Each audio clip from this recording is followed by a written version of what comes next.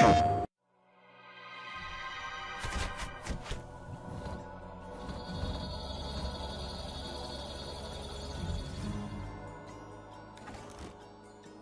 see there being two big benefits to being a small independent developer.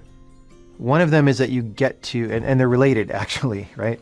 So the first part of it is that you get to decide exactly what you're going to do, right? If we were part of a large publisher or publisher-owned developer, we don't exactly get to pick what we work on, or maybe they'll say, hey guys, pick what you want to work on. But then if we pick something too crazy, it's like, oh, hold on, we need to, make sure we get our money back, right? So the first part of it is that we can pick anything. The field of what's possible in games is so large that we can sort of cast our fishing rod out into an area that nobody else is even looking at.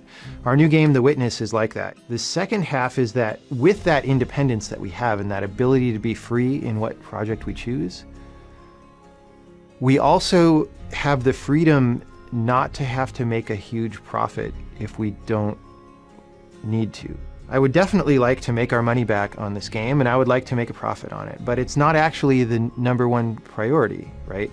The number one priority is to make the best possible game that we can make that brings the most beneficial experience to the players, right? That's absolutely number one.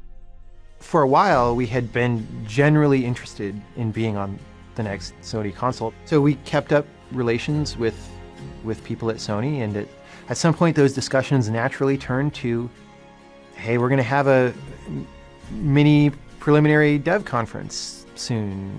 Do you want to be in there? And I was like, well, of course. And that was really good, and the ball started rolling. Like, as soon as we did that, I said, hey, we want a kit right now, because, like I said, it's a much more complicated game than our last game, so there's a lot to do. There's a lot to think about.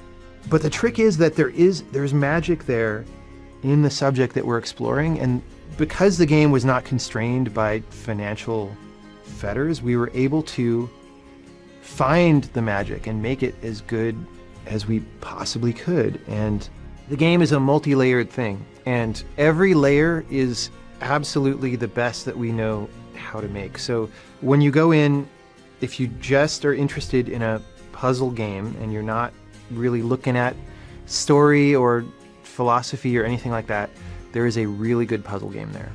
But if you want to read further than that, there's other layers. And that's sort of that provision for deeper engagement that allows for that little bit of ambiguity, or that little bit of like, I didn't totally understand it, but then when you go look at it closely, you open it up and you discover there's a huge ton of stuff in there.